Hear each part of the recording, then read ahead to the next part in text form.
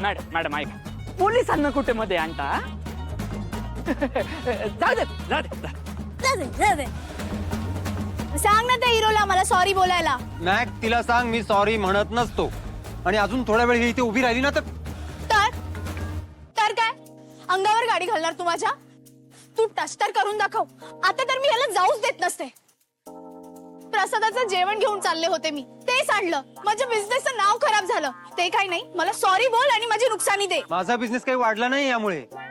तुझ्यामुळे मला उशीर झाला, माझा क्लायंट निघून गेला, लाखोंचं नुकसान झालं.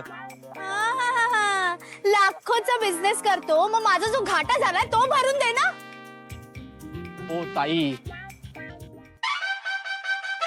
मॅडम मॅडम चालेल.